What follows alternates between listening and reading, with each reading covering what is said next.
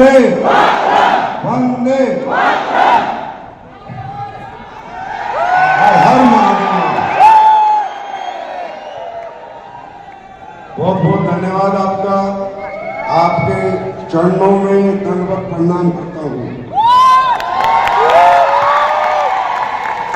और आप सभी का विजय रथ के इस अद्भुत समागम जो मैं देख रहा हूं उसमें आप सबका तहे दिल से हार्दिक स्वागत करता हूं, अभिनंदन करता हूं।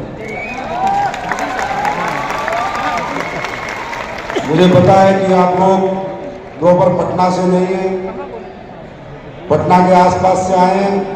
बैठ जाओ आराम से बैठो।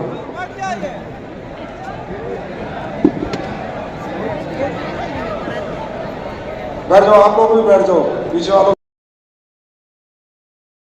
पृथ्वी लोक में सृष्टि में मनुष्य जन्म में आने के बाद इलाज अगर किसी ने दिया है तो भारत देश ने दिया है।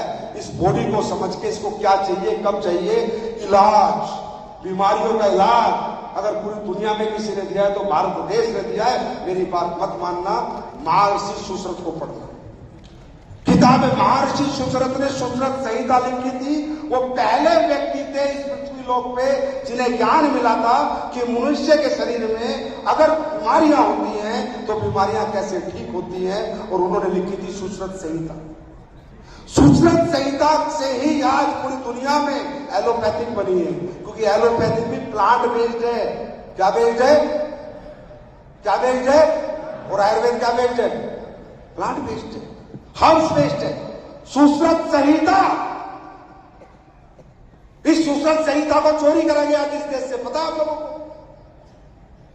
आज सबसे बड़ा आयुर्वेद कहां है हमारे देश में? सबसे अच्छा आयुर्वेद का इलाज कहां है हमारे देश में? केरला में। कहां पर है? और सबसे ज्यादा सोना कहां पर है? केरला में। पद्मानाथ मंदिर से ज्यादा सोना कहीं नहीं, और केरला के लोगों ज्यादा सोना नहीं है। आप लोगों को मालूम नहीं है, जब पुराने समय में अरब कंट्री से हमारा व्यापार होता था, जब अरब कंट्री वाले इस देश में आते थे भाई, उन्हें पता चला कि इस देश में एक पद्धति है जो मनुष्य को जिंदा कर देती है, बीमार को ठीक कर देती है, और वो पद्धति मिलती है कहां पर? केरला में। वो इलाज मिलता है केरला में, समझे? वो यहां पर आए, वो इलाज के लिए गए। भाई साहब, जड़ी बूटी ली, सोना दिया, जड़ी बूटी ली, सोना दिया, जड़ी बूटी ली, सोना दिया। अरे तुम कहते हो भारत सोने की चिड़िया, साला कैसे बना सोने की चिड़िया? कौन सी सोने की खान है भारत में? किसी से सोना लूट के लाया? किसी देश पे आक्रमण किया हमने? सोना कहां से आया? सोना आया, अरब कंट्री वाले आते थे, तुम्हारा लौंग, काली मिर्च और आयुर्वेद की जड़ी बूटी लेके जाते थे और सोना देके जाते थे।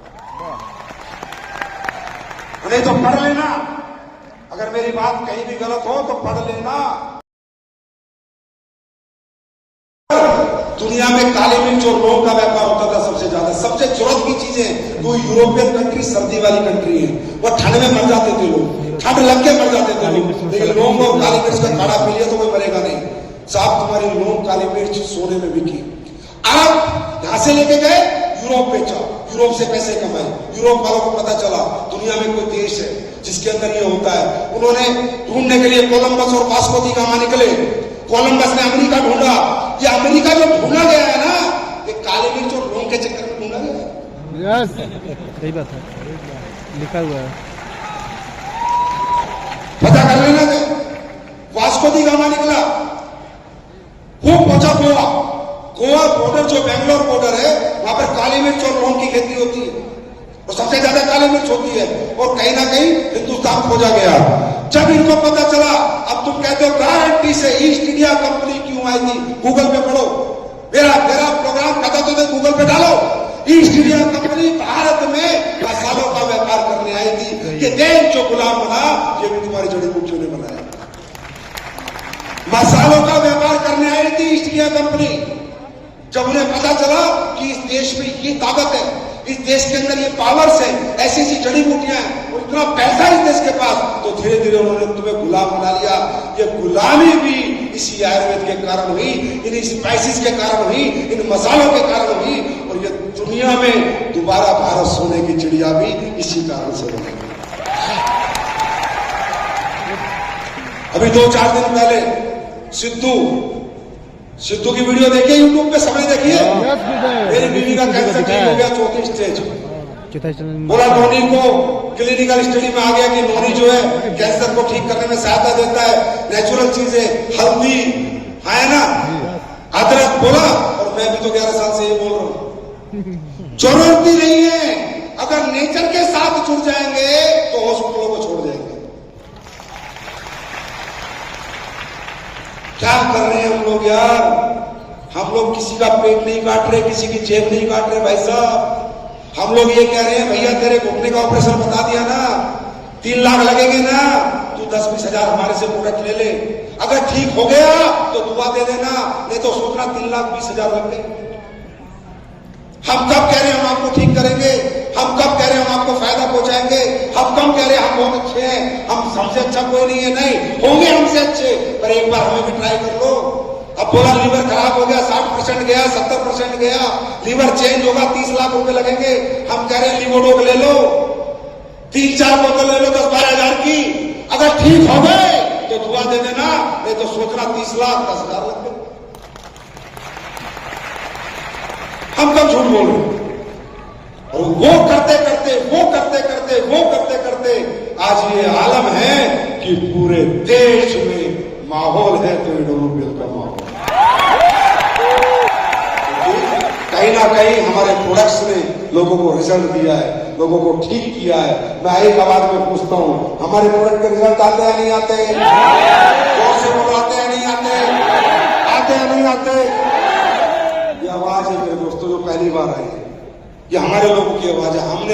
हम जब प्रोडक्ट बनाते हैं तो ये नहीं देखते कितने पैसे बचेंगे ना, आदमी बचना चाहिए, पैसा जाए बाद में। इंसान बचने चाहिए जो हमारे प्रोडक्ट ले, वो हमारे लोगों को, हमारे लीडरों को दुआएं देने चाहिए। इसलिए हमारे यहाँ हर जेंडर पैसा कमा रहे हैं, मेल हो फीमेल हो सब कमा रहे हैं और दुआओं के साथ कमा रहे हैं। और आज आपको बताऊं, बिहार से हो, गांव से हो, गांव से हो। जब मैं गांव जाता हूं, मैं भी गांव से हूं, अगर मैं गलत हूं तो मुझे सही कर देना कि सर आप गलत हो, आप तो अपनी कंपनी के लिए मीठी मीठी बातें कर रहे हो। मैं गांव की दुकानों में जाता हूं, खड़ा हो जाता हूं, गाड़ी रोकता हूं, नमकीन देना, नमकीन मांगता हूं, तो मैंने कहा हल्दीराम की देना। सही बता रहा हूं, तो हल्दीराम की नहीं मिलती, कोई लोकल मिलती है, लोकल मिलती है। मैं किसी अच्छी कंपनी का मसाला मांगता हूं तो मुझे मसाला नहीं मिलता। तुम्हें पता है इस देश 70% गांव में बसता है, और जितने सारे 2 नंबरी है ना वो सब गांव में घुसे हुए हैं। गांव में नकली तेल बेचने वाले, नकली घी बेचने वाले, नकली साबुन बेचने वाले, नकली सरफ बेचने वाले, समझे, नकली मसाले बेचने वाले, नकली बिस्किट बेचने वाले, नकली टॉफी, नकली नमकीन, जितने साले नकल, जितने 2 नंबरी हैं, सिर्फ गांव की भोली भाली जनता को लूट रहे। जाओ, मेरी बात मत मानो, अपने गांव की दुकान पे जाना, आपको एक अच्छी कंपनी का प्रोडक्ट नहीं मिलेगा। जो नाम आपने कभी नहीं सुना होगा वो प्रोडक्ट आपको मिलेगा। ये हो रहा है हमारे देश में आज।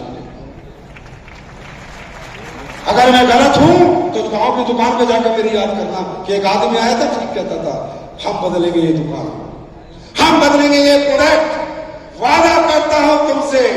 जब तक ये दुनिया है, एसलीपीएस वेलनेस देश के हर नागरिक को ध्यान में रखते हुए काम करेगी, ना कि दौलत को ध्यान में रखते हुए काम करेगी।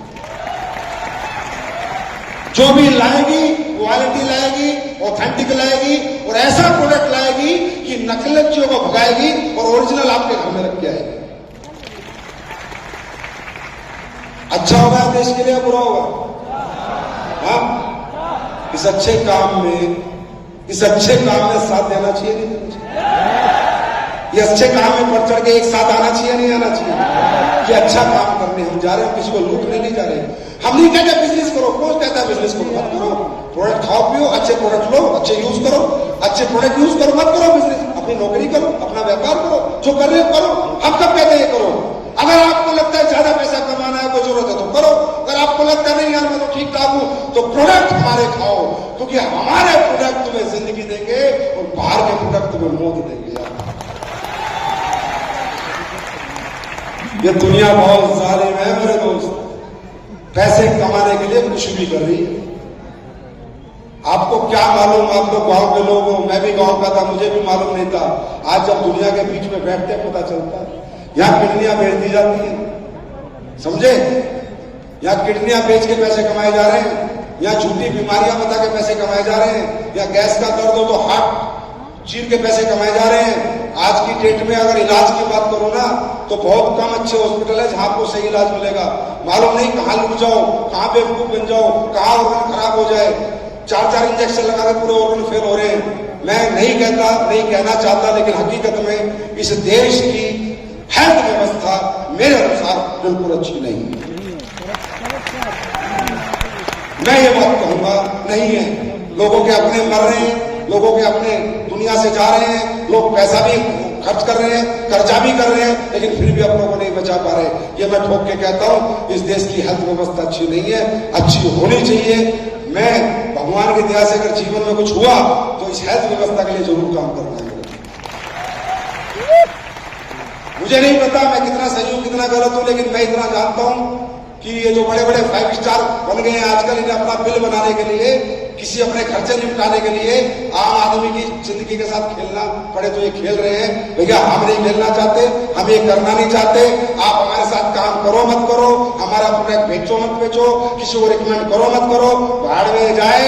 पर हम जब तक जिंदा इंसानियत के लिए काम करते थे, करते हैं और करते रहे। तो जानना चाहते हो मेरे प्रोडक्ट के रिजल्ट आते हैं नहीं आते? देखना चाहते हो? रूबरू होना चाहते हो? सारे लोगों से तो नहीं, पर कुछ लोगों से जरूर मिलूंगा, आपको अच्छा लगेगा। जो पहली बार आए, पहली बार कितने लोग आए? ये पहली बार जितने भी लोग आए इनके लिए मैं ताली बजाता हूं, हम सब ताली बजाते हैं, हमारा पूरा परिवार। आप लोग देखिए, है कोई जिन्हें हमारे प्रोडक्ट के रिजल्ट है कोई बताएगा? ये आप ही के बिहार के लोग हैं, ये सेलिब्रिटी नहीं है, बॉम्बे से पकड़ के नहीं लाए हैं हम। गांव मोहल्ला फोन नंबर जो चाहो आप इनसे पूछ लेना, और इनसे पूछते हैं कि इनको क्या प्रॉब्लम थी, क्या रिजल्ट आया या नहीं आया। हम लोग नहीं तो भाई साहब हमारा आप कहाँ से हो? कहाँ से? डिस्ट्रिक्ट से। ये बिहार का डिस्ट्रिक्ट है जी। अच्छा ठीक है, बताओ। मुझे हार्ट का प्रॉब्लम था। क्या था हार्ट में? हार्ट में बहुत सिकुड़ चुका था 2 बार। हार्ट इनका सिकुड़ चुका था? हाँ, 2 बार सिकुड़ चुका था 2 बार जी। अच्छा, फिर एक सर मिले फाइटर अस्पताल वाले। नहीं, पहले कहाँ दिखाया? दिल्ली में दिखाया सर। एम्स दिल्ली में दिखा के आए हैं, ठीक है, गुड। तो वहाँ भी डॉक्टर ऑपरेशन बोले।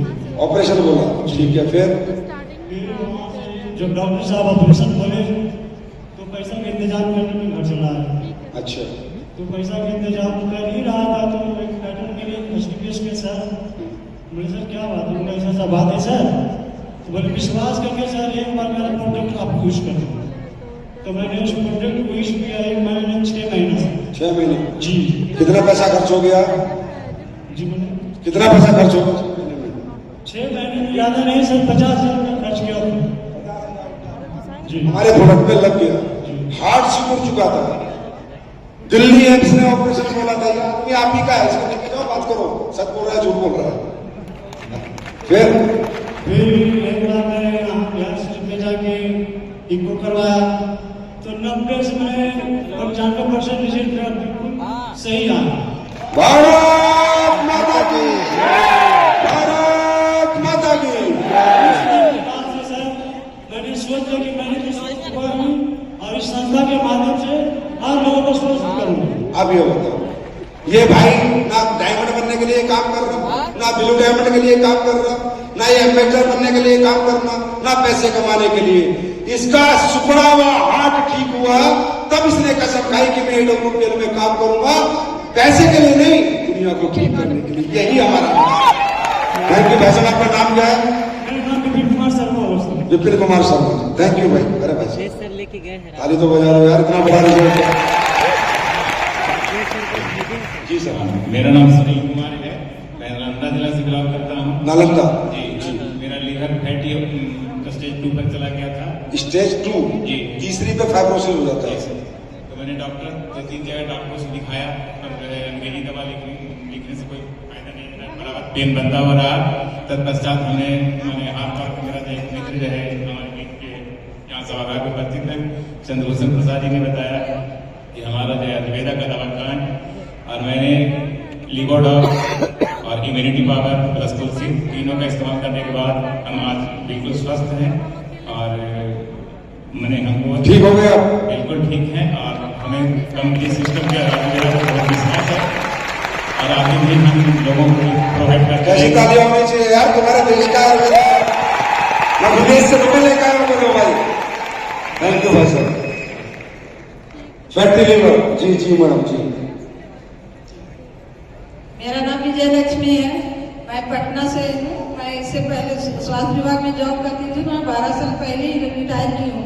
उस टाइम मैं नाइट ड्यूटी करती थी तो मैं डायलोना ले लेके करती थी, इतनी पैर में दर्द होती थी। क्या लेते थे? डायलोना इंजेक्शन। इंजेक्शन लेके ड्यूटी करते जी, थे? इंजेक्शन ले लेके ड्यूटी करती थी और फिर दिन में हम कल कैसे चलेंगे, रात में तो हम इंजेक्शन लेके ड्यूटी कर लिए तो कुछ कैल्शियम देते थे, ईवीएम देते थे, वो खिला खिला के डॉक्टर लोग मुझे रखते थे। वैसा ही करके मैं रिटायर भी हो गई हूँ। घर में रहने लगी तो थोड़ा सा मालिश करती थी। ज्यादा दर्द होता था डॉक्टर के पास जाती थी, डॉक्टर कुछ दवाइयाँ लिखते थे, एक्सरे करवाते थे, जांच करवाते थे। कुछ दिन थोड़ा ठीक रहते थे, फिर हो जाते थे। कितने साल तक ये रहा? कितने साल तक रहा है? 73 साल। जाने देंगे। नहीं, कितने साल तक ये प्रॉब्लम रही? 12 साल पहले से। 12 साल पहले से। आप बताओ फिर। जी 12 साल पहले से। तो अभी मतलब फिर रिटायर होने के बाद फिर मैं घर में रहने लगी तो थोड़ा सा फिर जब दर्द होता था डॉक्टर के पास जाते थे, एक्सरे करवाते थे, खून वून जांच करवाते थे कि क्या दिक्कत है। कहते थे घुटना की इसलिए आई, इसीलिए आपको दर्द होता है, इसमें दवाई खाइए ठीक हो जाएगा। लेकिन दवाई से ठीक नहीं हो रही थी। अभी अप्रैल के महीना में मेरे साथ ऐसा हुआ कि मैं एक डेग चल नहीं सकती थी। अप्रैल में? जी, ये जो अप्रैल में है? खड़े खड़े बाथरूम करती थी, एक डेग चल ही नहीं सकती थी। वैसे हालत में सीमा जी हैं, कह रही है मैं खड़े खड़े खड़े बाथरूम में करती थी। एक महिला है, ये हमारी माँ के बराबर है, 73 एज है। क्या प्रॉब्लम थी कि खड़े खड़े वॉशरूम जाती थी? हाँ। सोचो। इसी में हमारी सीमा में इसमें टोपाज डेवलपर है, उन्होंने एक दिन फोन किया कि अब कहाँ हो, घर में हो, क्या है, चलो कि बहुत बुरा हाल है, मेरे तो उठ बैठ भी नहीं हो रहा है, से डॉक्टर से दिखाए हैं। हम सुबह शाम रोज घर की दवा खा रहे हूँ लेकिन उससे कोई फायदा नहीं, पैर में जलन भी हो रही है। क्या करूँ, कोई खाना बना के देने वाला नहीं है, किराएदार है वो रोटियां दे के जाती है, वही खा खा के मैं रह रही हूँ। वही सीमा जी आई और अपना आर्थोडॉक ठंडर वाला ओमेगा 3 लेके आई पंचतुलसी और 24 साल होना चाहिए। आज मुझे दवा दिखाई भी नहीं। किचन में मेरे गई, पानी गर्म करके लाई और मुझे पिला दी एक बच्चे की तरह। हम बोले भी उनके क्या जब मेरी मम्मी बन गई है तो बोले पैसे कितना हुआ? बोली आंटी पहले ठीक हो लो तब पैसे देना, ठीक नहीं होगा कोई पैसे नहीं देना। मैं 3 दिन में मतलब सोती थी नहीं रात में। 3 दिन दवाई खाने के बाद मैं सोने लगी। तब मैंने कहा कि नहीं दवाई में दम है, मैं इसको खाऊंगी। 10 दिन में मैं घर में चलने लगी। 1 महीना खा के मैं रोड पर चलने लगी और मैं बाथरूम में बैठ कर जा रही हूँ। अब ठीक हो? ठीक हो सर? चलो तो फिर सिर पे हाथ रखो, आप पड़े हो। God bless you. आप घुटने ठीक है भी? ऐसे करके देखो।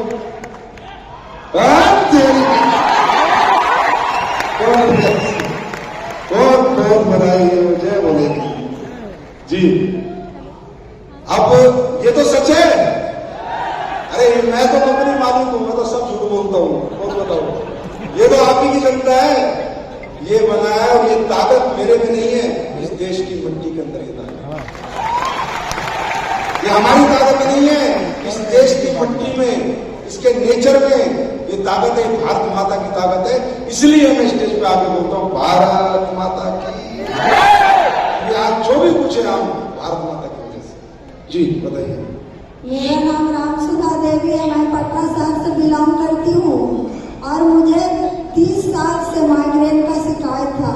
20 साल हम खाए दवा विनय कारक, डॉक्टर विनय कारक से, और उसके बाद 8 साल डॉक्टर चंद्रशेखर सर से दवा खा रही थी और सर बोले कि तुमको पूरा लाइफ दवा खाना पड़ेगा, नहीं तो तुम टेंशन लेके खत्म हो जाएगी, तुमको एक दिन भी दवा नहीं छोड़ना है। ऐसे खाते खाते हम ड्यूटी भी किए और ड्यूटी से अपना हेल्थ विभाग से रिटायर कर गई हूँ। और इसी बीच हम विजय जी और हम एक साथ ड्यूटी करती थी। और विजय जी के हड्डी का प्रॉब्लम ठीक हुआ तो हमें बोले कि रामसुधा तुम भी आज मेरा दवाई खाओ और ब्रेन ठीक हो जाएगा। तो उन्हीं के बाद पर मैं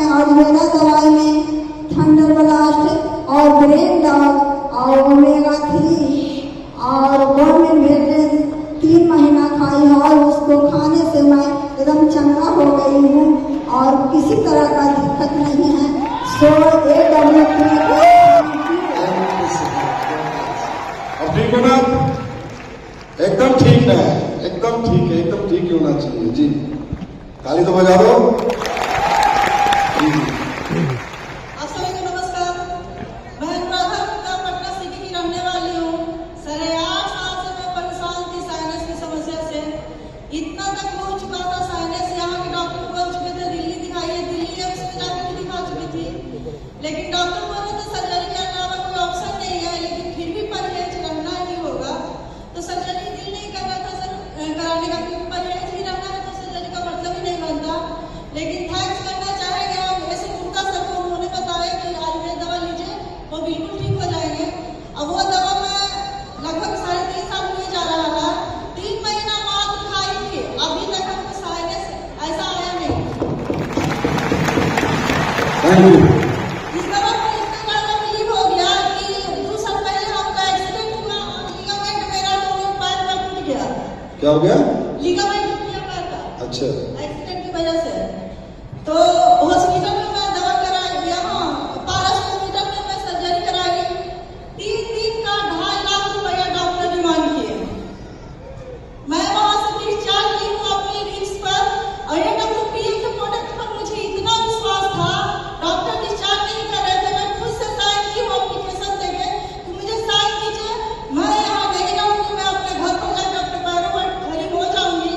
आप यकीन नहीं कीजिएगा, यहाँ मात्र 6 महीने खाई थी सर AWPL का ऑर्थोडॉक थंडर ब्लास्ट, और जैसी वाले आकर मैं अपने पैरों पे खड़ी हूँ।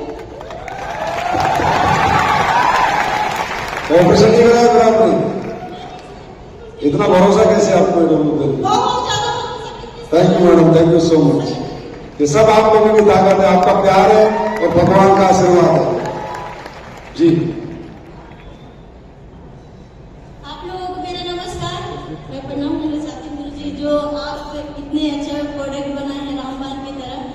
मैं 10 साल से यूट्रस प्रॉब्लम से ग्रसित थी, यूट्रस में मेरे गांठ थे, ओवरियन सिस्ट है।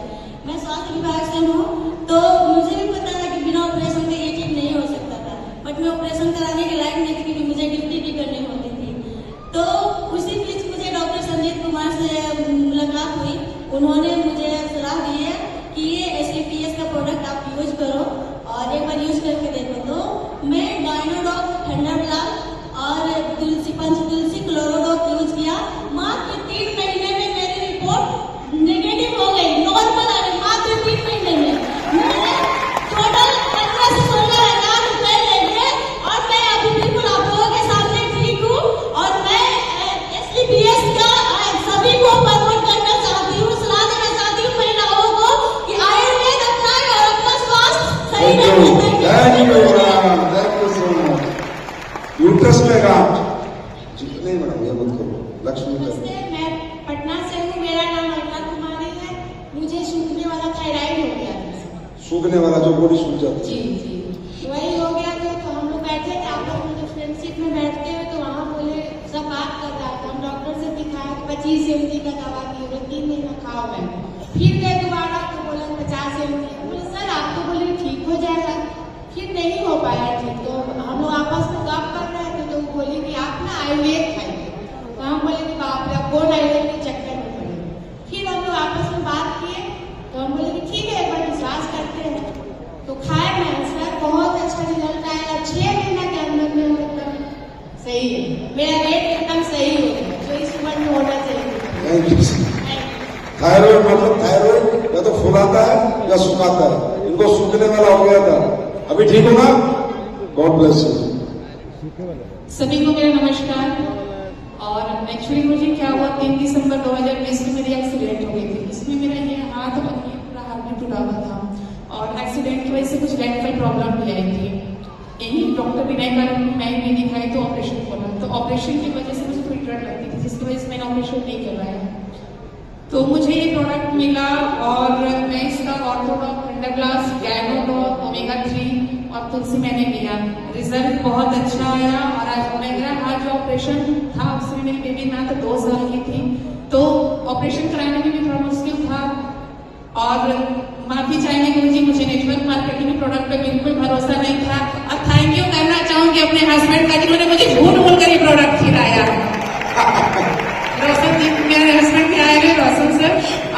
एक्चुअली नेटवर्क मार्केटिंग में कहाँ है मुझे आपके हस्बैंड? खड़े हो जाओ। अच्छा गुड, आपने झूठ बोल दिया, चलो ठीक है, पत्नी की जान बचाने के लिए झूठ बोलना बनता है।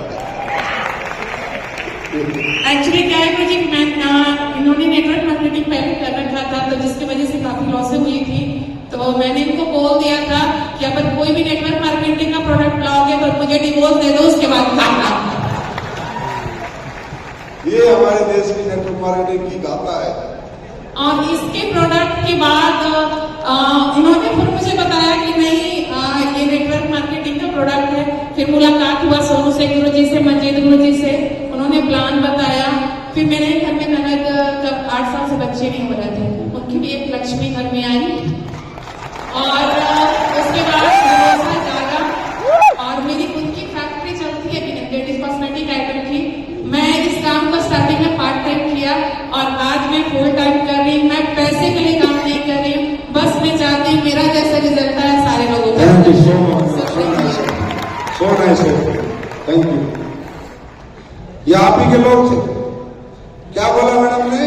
नेटवर्क मार्केटिंग के प्रोडक्ट पे विश्वास नहीं था, क्योंकि हमारे यहाँ पर नेटवर्क मार्केटिंग ऐसे ही होती थी, पर अब सुधार आ रहा है। या तो सुधरना पड़ेगा बेटा, नहीं तो जाना पड़ेगा। अब ये देश की जनता पागल बनने वाली नहीं है। अब चलेगी तो इथिकल डायरेक्शन चलेगी। सब कंपनियां काम करो, अच्छे प्रोडक्ट बनाओ, अच्छे प्लान बनाओ, लोगों को फायदा पहुंचाओ, ना कि सिर्फ अपने फायदे के लिए आओ। तो अब तो कॉन्फिडेंस आया होगा, अच्छा लगा नहीं लगा? ये तो आप ही के लोग थे। ये काम हम लोग कर रहे हैं, ये काम हम लोगों को करना है। अब करना क्यों है? बिहार के लोगों को बताना पड़ेगा क्यों करना है। अरे गरीबी क्या होती है और मजबूरी क्या होती है, अगर ये बात मुझे बिहार के लोगों को बतानी पड़ेगी तो बहुत शर्म की बात है, बहुत शर्म की बात है। क्योंकि बिहार के लोगों ने गरीबी निकाली है पंजाब तक, जम्मू कश्मीर तक जाके, बेंगलोर, मुंबई, दिल्ली जाके, मजबूरियों में अपने घर से एक साल दूर रहे हैं।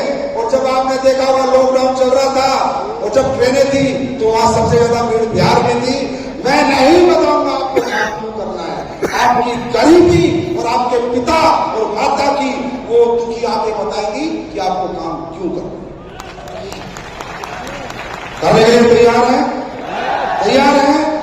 दिक्कतें आएंगी, परेशानी आएगी, नया काम है, नई शुरुआत है, पता कुछ नहीं है, लेकिन क्या यहाँ पर कुछ जानना भी नहीं है। प्रोडक्ट बताना है, हिंदी में बात करनी है, बिहारी में बात करनी है, लोगों से मुलाकात करनी है, सिर्फ ये बताना है ये प्रोडक्ट इस काम के लिए, ये प्रोडक्ट इस काम के लिए, ये प्रोडक्ट इस काम के लिए, सिर्फ इतना ही बताना है और अपने सपनों को पूरे कर जाना है।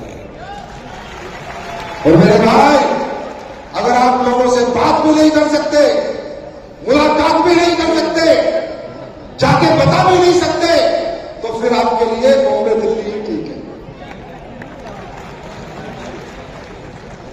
मेरी बात समझ आ रही है? क्या होगा? कोशिश करके तो देखो, मेहनत करके तो देखो, हिम्मत करके तो देखो, ठान के तो देखो, आखिर क्या होगा? तुम्हारे प्रोडक्ट नहीं बिकेंगे, तुम्हारा काम नहीं चलेगा, तुम्हारी टीम नहीं बनेगी, तो क्या हो गया? कोशिश करके तो देखो, एक बार मेहनत करके तो देखो, तो क्या हो गया? काम नहीं चला तो क्या हो गया?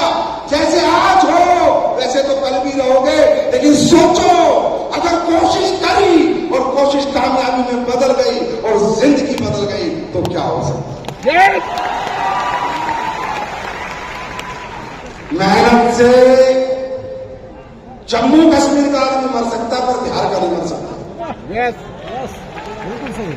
ये बात तो सही है, गलत है? मैंने कहा बिहारी क्या है? ईमानदार है, जानदार है और दिलदार है।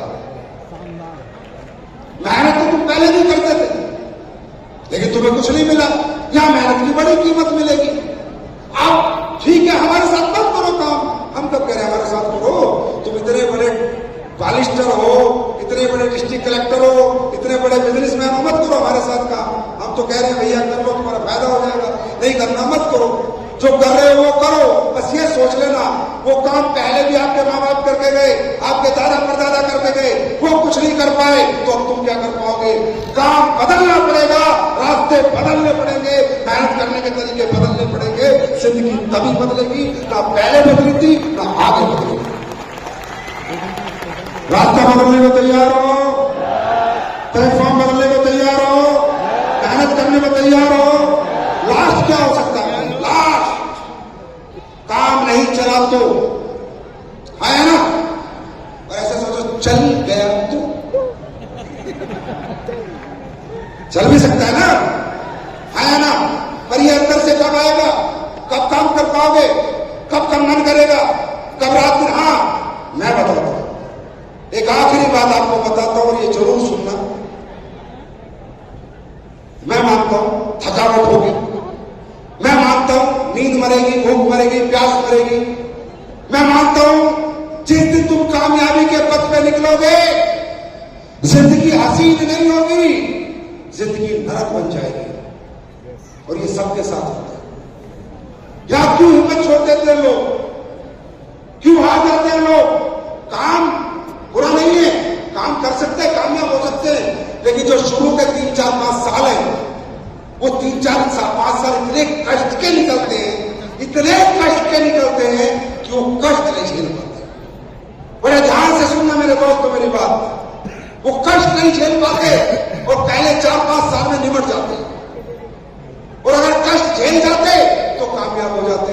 भाई ये सृष्टि का नियम है, ये प्रकृति का नियम है कि जब जब आप कुछ बड़ा करने को निकलोगे, कुछ कामयाबी के लिए निकलोगे, कुछ बड़ा जिंदगी बदलने के लिए निकलोगे, तो बड़ी मुसीबतें आएगी, बड़े दुख आएंगे, बड़ी तकलीफें आएंगी, और आपको बड़ी कुर्बानी देनी पड़ेगी। क्यों? जब जब आदमी जिंदगी में अपना बेस बनाता है, नींव डालता है, तो सबसे ज्यादा कष्ट बेस बनाने में और नींव डालने में होता है। हमारे यहां क्या होता है, जैसे अभी आप में बहुत सारे लोग हैं, कामयाब हो जाओगे, कामयाब हो जाओगे, हाँ, बहुत सारी आवाज आएंगी, और ये सबकी किसी की 2 महीने में खुश हो जाएगा, कोई यहां से जाके 15 दिन में खुश हो जाएगा, और कोई 6 महीने में खुश हो जाएगा, पिचकारी से फूट जाएगी, सारे ख्वाब रखे रह जाएंगे। मालूम है क्यों? तकलीफें आएंगी, परेशानियां आएंगी। क्यों? क्योंकि सृष्टि ने यह बताया है, प्रकृति ने यह बताया है कि हे बंदे, जब तू कामयाबी की नींव डालेगा, तो नींव का ग्राफ ऊपर होता है नीचे होता है? नींव ऐसे डलती है, ऐसे डलती है कि हे बंदे, जब तू तेरी जिंदगी की नींव डालेगा, तो तेरी जिंदगी का ग्राफ ऊपर नहीं जाएगा, नीचे जाएगा। और एक बात बताओ, जब हम घर की नींव डालते हैं, सबसे ज्यादा टाइम किसमें लगता है? नींव डालने में या बिल्डिंग बनने में? नींव डालने में। सबसे ज्यादा पैसा किसमें लगता है? नींव डालने में। सबसे ज्यादा सरिया किसमें लगती है? नींव डालने में। सीमेंट किसमें लगता है? नींव डालने में। इस दुनिया में कोई भी व्यक्ति जब कामयाबी की तरफ दौड़ा है, कामयाबी के पथ पे निकला है, और जब कामयाबी के लिए उसे उस कामयाब प्लेटफॉर्म में अपना बेस बनाना पड़ता है, अपनी नींव डालनी पड़ती है, नींव डालने के दौरान ही वो व्यक्ति निमट जाता है, और नींव कहती है कि जब तू मुझे डालेगा, मैं तेरी जिंदगी नरक बनाऊंगी ना कि स्वर्ग बनाऊंगी, तेरी जिंदगी का ग्राफ ऐसे जाएगा ना कि ऐसे जाएगा। अगर एक व्यक्ति नींव डालते डालते खुद को संभाल जाए, तो बिल्डिंग बनने में कभी समय नहीं लगेगा। आप देखो कितने लोग हैं, हाथ खड़ा करना भाई साहब, कितने लोग हैं जो अभी तक हमारा काम नहीं करते, पहली बार शुरू करेंगे, बात करो, पहली बार शुरू करेंगे। अब ये देखो, ये जो लोग हैं, आप लोग पहले 8 घंटे सोते थे, है ना, अब नहीं मिलेगा। पहले किसी को समझाना नहीं पड़ता था, अब समझाना पड़ेगा। पहले कहीं आना जाना नहीं पड़ता था, अब आना जाना पड़ेगा। पहले टाइम से टीवी, टाइम से बीवी, अब ना बीवी ना टीवी, है ना। पहले कोई पैसा खर्च करना नहीं पड़ता था, कोई प्रोग्राम में नहीं जाना पड़ता था, कोई सेमिनार में नहीं जाना पड़ता था, कोई ट्रेनिंग में नहीं जानी पड़ती थी, अब जाना पड़ेगा। तो पहली जिंदगी आपको बेहतर लगेगी, इसलिए 15-20 दिन बाद आपका विकेट गिर जाएगा।